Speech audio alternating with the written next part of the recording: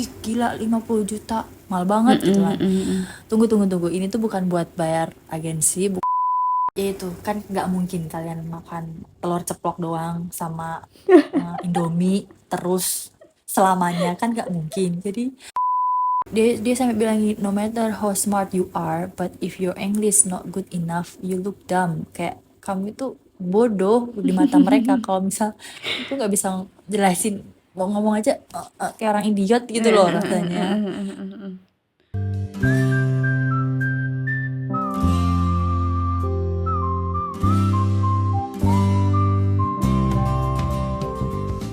Hai teman-teman, welcome to my podcast, Habibah Podcast.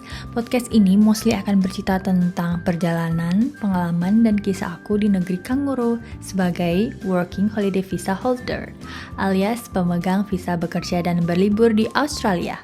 So, the podcast will tell you about my stories, my experience, my journals, and anything about Australia based on my own experience. Semoga podcast ini bisa bermanfaat untuk teman-teman yang sudah mendengarkan, and enjoy the podcast. Udah mulai? Recordnya, oke.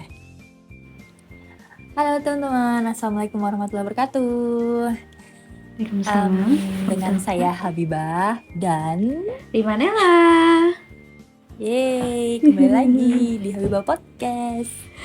Oke, episode kali ini yaitu tentang persiapan ke Australia. Jadi apa sih persiapan yang perlu dilakukan bagi kamu yang mau ke Australia dengan visa working holiday? Gitu. Mbak Rima sebenarnya ada pertanyaan nggak? Ada sih pertanyaan buat persiapan apa aja yang harus kita bener-bener siapin nih sebelum berangkat ke Australia, karena kan pasti orang-orang mikirnya kayak, oh kayaknya aku udah punya uang sekian, udah cukup nih, udah bisa langsung berangkat. Nah, padahal yang kita tahu di sini tuh tidak cuma butuh persiapan uang aja, gitu kan. Nah, itu kalau Bibah sendiri kira-kira perlu persiapan apa aja sih selain materi gitu. Itu yang pengen aku tanyain. Kalau menurut Bibah ada 5 persiapan. Aduh, apa aja tuh 5-nya? Jadi selain materi ya, yang pertama materi itu udah pasti. Yang kedua skill, terus fisik, persiapan fisik. Yang keempat persiapan mental, dan yang terakhir persiapan spiritual. Wah, apa aja tuh kira-kira? Nah, persiapan materi ini penting banget karena ini tuh kayak modal utama ya, maksudnya termasuk modal utama untuk WHV. Karena kan syarat dari WHV adalah uang sebesar 5.000 US dolar. US dollar sih. 5.000 dolar Australia. Australian dollar. Gitu. Ya. Jadi itu minimalnya ya, maksudnya minimal itu 5.000 Australian dollar. Nah, kenapa sih Australia itu meminimalkan 50 juta rupiah? Beratnya kalau misal di compare. Gak tahu ini currency-nya naik turun. Kurang lebih segitu. Kenapa gitu? Karena tujuannya ini tuh sebenarnya ini tuh 5.000 ini bukan untuk bayar agensi. Kadang kan ada yang nanya, ih gila 50 juta mahal banget gitu kan. Tunggu. Ini tuh bukan buat bayar agensi, bukan buat bayar imigrasi, bukan buat bayar calo, tapi ini tuh kayak statement, kayak pernyataan kalau misal di bank kalian ada 50 juta dan itu tuh syarat dari pemerintah Australia buat mastiin kalau misal kalian di sini tuh nggak gelandangan gitu loh, kayak bisa bertahan hidup dengan 5.000 Australian dollar.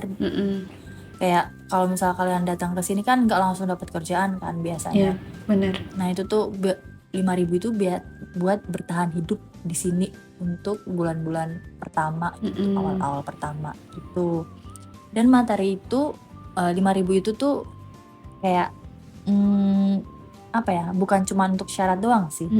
Kayak materinya itu masih tentang untuk kayak misal belajar IELTS kan.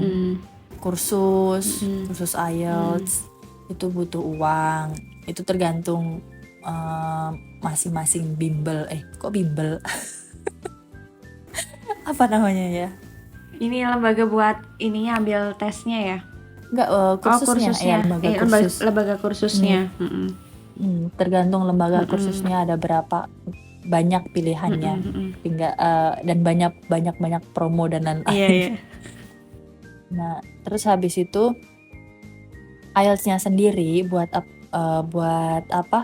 Ikut tes IELTS itu juga harus bayar setiap 1 kali tes. Jadi kalau 1 kali tes tuh kurang lebih berapa sih sekarang? 3 juta. 3 juta rupiah ya. Kurang lebih 3 juta rupiah. Itu 1 kali tes ya. Dan itu belum tentu kalian jadi kalau misal di IELTS tuh bukan kayak kamu lulus atau nggak lulus, tapi dia kasih skor nih, kamu skornya 4, 4,5, 5. Jadi itu skornya itu 1 sampai 9 ya kan. Nah kalau misal buat WHV ini skornya 4,5. Ya kan? Ya nggak sih? Iya cukup 4,5 aja, jadi nggak usah sampai 9 kok. 4,5 dan bisa take general test, nggak harus academic test. Nah, tapi kalau misal kalian nggak sesuai skornya, jadi maksudnya kurang dari 4,5, kalian harus ikut tes lagi dan harus bayar 3 juta lagi gitu loh. Jadi persiapan materi ini tuh bukan untuk syarat doang, tapi juga untuk menunjang persiapan syarat-syarat yang lain. Salah satunya IELTS gitu. Sama medical check up juga. Medical check up ini beragam ya. Kalau misal di Semarang mungkin ada yang kalau nggak salah dulu 600.000 rupiah. Kalau di daerah Jakarta 1 jutaan kalau nggak salah. Itu tergantung daerahnya masing-masing. Dan ada persiapan-persiapan lain kayak misal apa Mbak kemarin sewa ini PC di warnet. Ya pokoknya ini persiapan materi ini sangat penting banget. Mungkin nanti bisa dirinci lagi kali ya, lebih dirinci di episode berapa bisa. Biaya rinciannya gitu loh, sekian gitu kan. Ya, bisa. Itu salah satunya yaitu persiapan materi. Jadi kalian harus nabung banyak-banyak ya guys kalau misalnya kalian mau kesini, atau kalian harus nggak tahu lah gimana caranya. Semoga sih orang tua kalian mungkin mau memberikan rezeki, atau kalau misal semoga kalian ada jalan lah untuk mendapatkan materi ini. Semoga dimudahkan. Amin. Yang kedua yaitu persiapan skill. Nah persiapan skill ini tuh sangat penting banget untuk membantu kalian dapat kerjaan di Australia. Jadi kalau sebelum kalian kesini, kalian harus riset dulu, harus searching dulu kerjaan apa sih yang bisa dilakukan dengan working holiday visa. Mungkin agriculture atau apa. Kalian cari aja tuh kerjaan di Google lah, atau di Seek. Biasanya di Australia sih biasanya nyari kerjaan tuh paling mudah di Seek ya. Terus buka aja tuh dia lowongannya dan dia kasih require apa di kerjaan itu. Nah, kayak misal bahasa Inggris pasti ya ini IELTS. Terus kalau misal apa ya, apply kerjaan apa ya, kalau misal hospitality, dia pasti ada skill pengalaman kerja di hospitality. Hospitality itu kayak perhotelan gitu-gitu kan. Cleaning atau apa gitu, atau kerja di restoran gitu. Nah skill apa aja sih yang kira-kira dibutuhkan kalau misal menurut pengalamannya Bibah ya. Ini yang pertama bahasa Inggris itu udah pasti banget. Tapi kalau misal kalian bisa belajar di Indonesia lebih lama, maksudnya lebih mantap, lebih baik memantapkan IELTS. Soalnya IELTS ini tuh kayak apa ya? Ya itu alat kamu untuk komunikasi di sini gitu loh. Bukan cuma buat dapet working holiday visa doang. Karena aku pernah ketemu teman kan. Dia bilang, aku kan backgroundnya radiografer. Dia tahu kalau misalnya radiografer tuh kayak dia bilang, kamu oke tuh berpendidikan, maksudnya backgroundmu bagus di healthcare, kata dia gitu kan. Cuman bahasa Inggrismu kurang, kata dia gitu.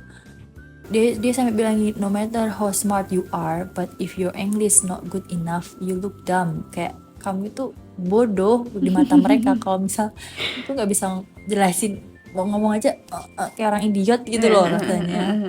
Tadi gitu, terus aku sampai oh iya ya gitu. Kayak emang ya emang di sini komunikasinya pakai bahasa Inggris, meskipun 4 itu menurut kalian emang udah perjuangan banget dapetin 4,5. Tapi kalau misal kalian bisa lebih tinggi dari itu, bisa lah perjuangin lah lebih tinggi lagi gitu loh. Maksudnya soalnya kursus di Indo mungkin menurut kalian saat ini mahal, tapi di sini jauh lebih mahal. Di Australia jauh lebih mahal. Kalau misal terus Biba belakangan ini kan baru tahu kalau misal sebenarnya Biba itu bisa kerja di radiografer, tapi kendala di IELTS-nya harus 7 akademik per each gitu kan. Aduh, itu kayak rasanya tertampar gitu loh. Kayak kenapa sih dari dulu aku nggak belajar semaksimal mungkin gitu. Jadi kalau misal kalian mau sedang belajar IELTS, nah tolong perjuangkan sampai berdarah-darah. Pokoknya benar-benar belajar, jangan main-main tuh belajar IELTS ya. Iya, jangan gampangin gitu. Udahlah nggak apa-apa 4,5 aja cukup. Nggak, kalau kalian bahasa Inggrisnya oke, banyak banget kerjaan yang bagus dan mereka milih orang-orang yang bahasa Inggrisnya oke. Soalnya banyak teman-teman Biba yang baru tahun kedua, mereka kerjaannya udah dapet kerjaan yang oke banget, lebih oke lah dari ini. Kayak kerjaan Biba sekarang ini kan banyak full timernya kan. Mereka kadang ada salah satu mereka yang harus pakai walkie talkie. Apa tuh? Apa sih remote walkie talkie itu loh yang halo-halo. Kayak kan? gitu ya. Radio two way radio. Iya. Nah, itu kan mereka harus komunikasi sama Australia. Ngomong langsung aja susah kan, apalagi dengerin lewat radio yang nggak jelas itu gitu loh. Jadi emang mereka kadang sampai interview kita tuh sampai bener-bener yang dia ngetes bahasa Inggris kita beneran oke apa enggak, kita tuh paham apa enggak sama apa yang mereka omongin gitu, sampai ke situ gitu. Jadi kayak mereka pastiin kalau bahasa Inggris kita nggak cuman oh yes oh no, kita dikasih tahu ini ternyata kita ngerjainnya yang ini gitu. Jadi makanya dapat kerjaan yang maksudnya yang waktu awal-awal Biba nggak bisa dapat kerjaan ini yang dikatain ini karena mungkin bahasa Inggrisnya susah, bahasa Inggrisnya nggak begitu bagus. Tapi yang WHV baru-baru ini wah banyak nih orang-orang yang WHV awal-awal pertama ada di sini, hebat ya gitu. Tapi emang bahasa Inggris mereka oke sih, oke banget. Jadi gitu, itu bahasa Inggris adalah poin utama sih menurut Biba. Iya. Buat jadi perhatian teman-teman juga ya, biar semakin dipersiapkan untuk bahasa Inggrisnya. Jadi nggak cuma ngejar skor 4,5, tapi komunikasinya juga harus terus dipelajarin ya, apalagi tentang bahasa Inggris kan. Harus sering komunikasi, belajar komunikasi gitu dengan bahasa Inggris. Terus listeningnya. Terus skill mendengarkan. Tapi kalau listening tuh agak beda di sini emang, karena listening di Australia tuh kayak bukan bahasa Inggris ya, bahasa Inggris yang logatnya Australia itu emang agak susah. Kayak harus take a time gitu loh, harus kesini dulu baru paham, oh ini toh gitu. Tapi emang harus ini sih, sering-sering dengerin podcast ya Australian English, atau nonton film, nggak usah pakai subtitle, cuman buat senang iseng-iseng aja. Tapi kan kita kayak ini kan lebih harus dibiasakan ya. Sih? Harus dibiasakan listeningnya tuh teman-teman.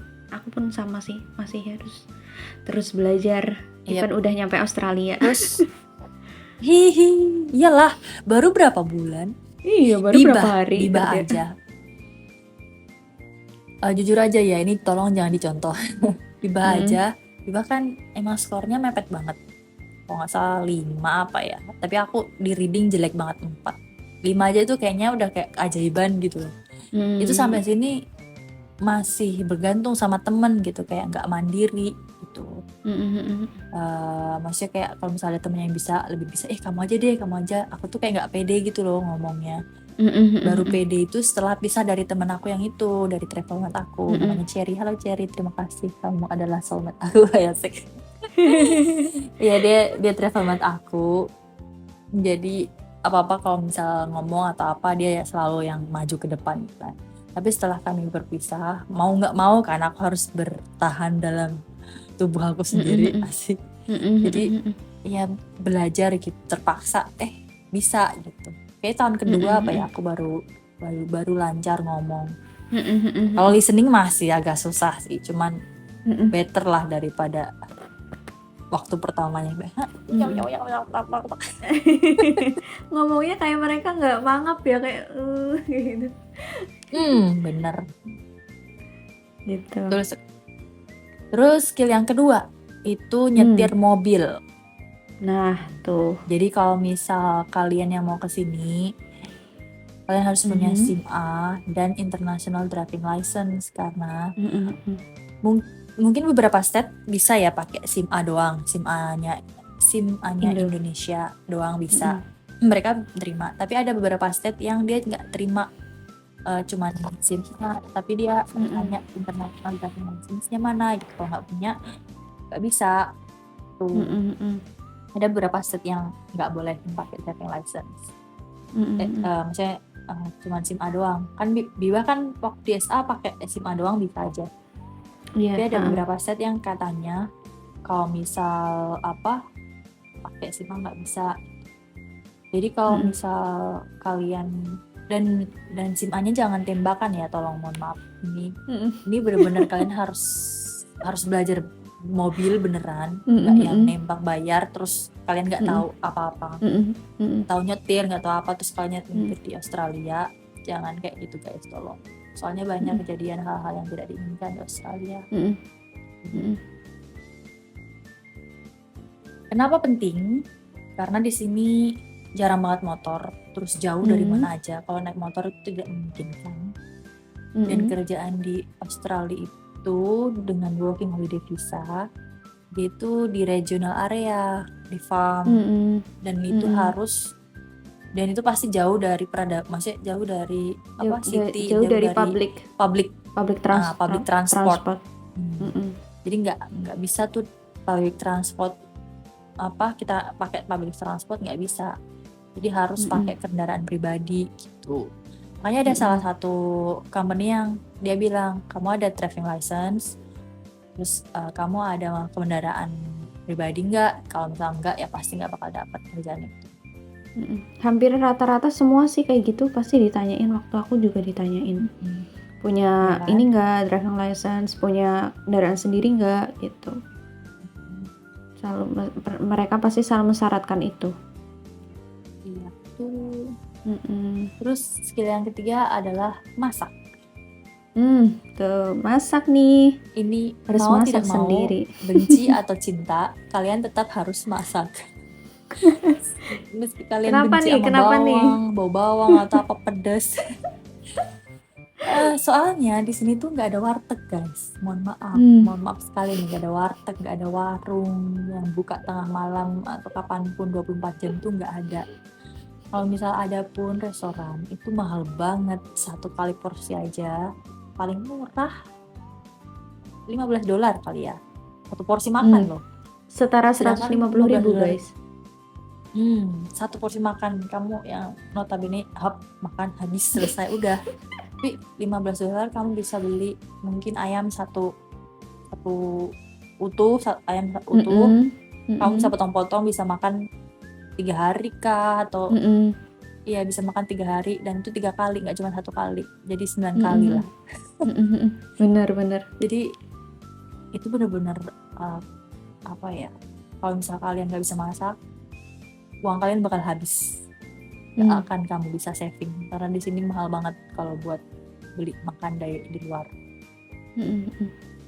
Dan ya itu kan nggak mungkin kalian makan telur ceplok doang sama Indomie terus selamanya, kan nggak mungkin. Jadi paling enggak lah tolong masak, bisa tumis kah atau rebus. Iya. Ada tuh ya temen aku, dia masak sayur mbak, digoreng dong. Loh, Dia sayur apa sih waktu itu aku lupa, lucu banget sumpah. Aku sampai abang masak apa, aku bilang gitu kan. Ini buncis yang warna hijau panjang-panjang itu, yang kayak kacang panjang, buncis kan. Iya. Terus? Ya buncis dia potong-potong terus dia goreng.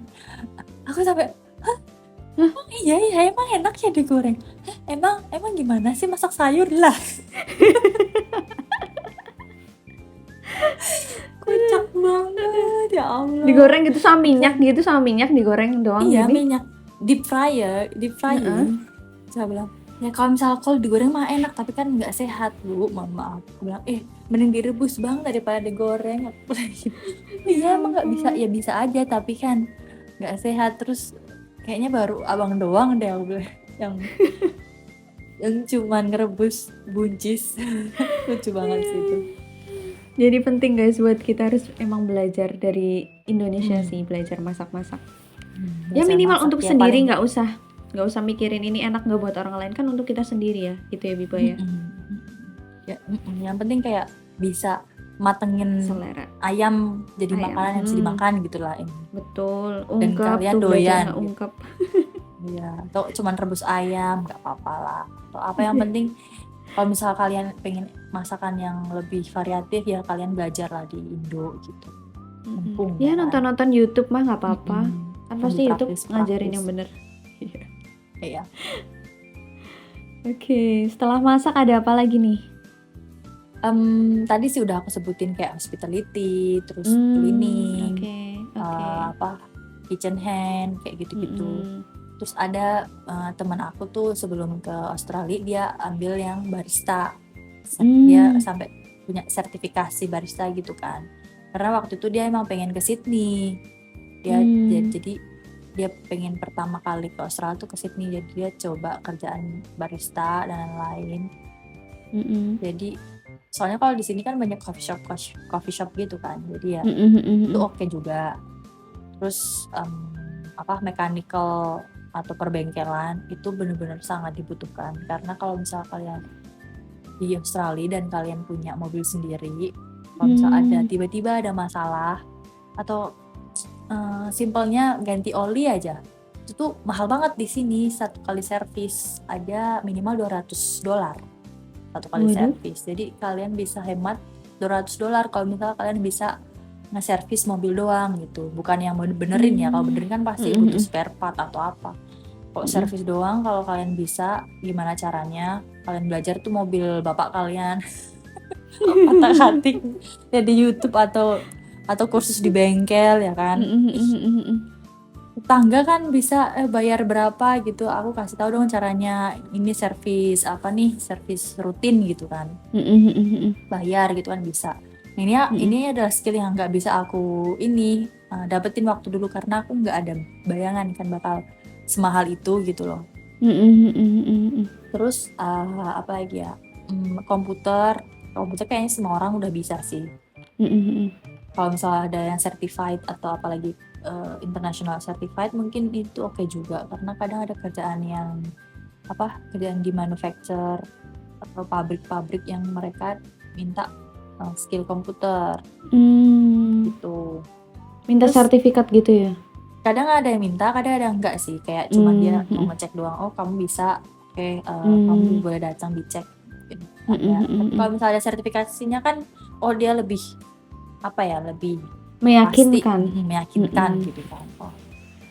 Yang terakhir, dan ini mungkin bagi orang-orang ini sepele ya, tapi ini penting banget loh, maksudnya dibutuhkan banget di Australia. Itu tukang potong rambut atau barbershop. Wow, bener banget, mahal banget nih di sini guys. Iya, kalau potong rambut di sini mahal banget loh. Satu kali potong aja buat cowok $30, kalau buat cewek 70-an apa. Kalau di warung. Jadi kalau misalnya kalian mau potong rambut, boleh tuh, teman-teman kalau yang mau potong sama aku aja, bayar $10 kan lebih murah kan, tapi kan kalian dapat uang saku tambahan.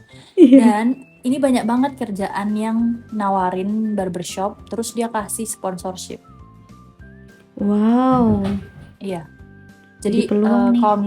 kalau misal kalian pede dengan skill barbershop kalian, terus ada lowongan di SIG gitu kan, mereka biasanya suruh datang buat trial nih berapa hari. Kalau misal oke, kalau misal di situ ada tulisan sponsorship, kalian pastiin lagi bisa nggak buat sponsorship kayak gitu. Terus kalau misal dia nggak bisa sponsorship, kalian kan ada 3 tahun WHV kan, bisa kerja di situ. Ada tuh di skill occupation list, kalau misal pasti orang yang mau PR pasti udah tahu, udah paham tentang ini. Skill occupation list tuh kayak pekerjaan-pekerjaan yang dibutuhkan di Australia dan mereka bakal bisa disponsorin atau dikasih visa dari pemerintah tuh, karena emang itu dibutuhkan. Dan emang barbershop itu aku lihat ada di skill occupation listnya itu. Tapi nggak di seluruh state, kalau nggak salah di South Australia atau mana lagi gitu. Dan itu minimal kerja di Australia, mungkin kalau di Australia kalau di SA itu 6 bulan atau satu tahun gitu. Itu bisa apply buat assessment dan lain-lain kayak gitu-gitu. Nanti tuh bisa ditanyain ke immigration agency sih. Tapi biasanya skill occupation list tuh bisa berubah-ubah ya, bisa dicek-cek terus. Tapi ini bener-bener skill yang remeh tapi sangat penting. Kadang gak kepikiran tuh ya, kalau iya, benar. punya keahlian nyukur aja kayak gitu bisa dapat sponsorship. Ya kan, Biba aja baru tahu pas kemarin aku cek-cek kan, kan ini kan lagi udah mau habis limit masa hidupku di Australia. Ibaratnya loh, udah aku cek-cek ada nggak sih kerjaan sponsorship yang kira-kira aku bisa gitu. Barbershop, mana bisa aku barbershop, terus ada nggak sih, bukan barbershop waktu itu. Kemarin aku dapatnya yang stylish, hair stylish, kayak buat cewek kayaknya ya kalau hair stylish. Tapi aku nggak tahu, nggak ada background di sananya. Mungkin kalau misal di Indo yang kalian punya background atau yang masih persiapan, kalian bisa tuh kursus hair stylist atau kursus potong rambut atau barbershop, mungkin bisa dipakai sertifikatnya kalau misalnya mereka yakin bisa nih trial. Soalnya ada temanku yang dia apply aja, mungkin karena emang gak ada orang sama sekali, ya udah kamu trial aja gitu kan. Pas dia trial dan dia emang pede banget sih, dia oke nih, udah dia dikasih kerjaan 2 mingguan apa ya, tapi karena apa gitu dia harus pindah, jadinya dia lepas ini keluar dari situ. Terus mungkin itu dia nggak dapat sponsor juga, jadi dia lepas aja. Ya Tuh new insight. Bagus. Terus buat yang dengerin harus dicatat nih. ya dicatat apa aja tadi. Daging banget dengerin ini. ulang. Dengerin ulang. Terus yang ketiga adalah persiapan fisik. Wah, apa nih kira-kira fisik yang berhubungan dengan fisik? Nah teman-teman, itu dia episode keempat part 1. Kalau misal kalian masih penasaran apa sih kelanjutannya, oke, tunggu di part keduanya. Oke, kalau teman-teman suka dengan Habibah Podcast, jangan lupa di like and follow Habibah Podcast ya, supaya bisa ketemu di episode selanjutnya. If you guys have any questions, feel free to visit my Instagrams and send me your DM about your questions. Thank you guys and see you next time. Bye-bye!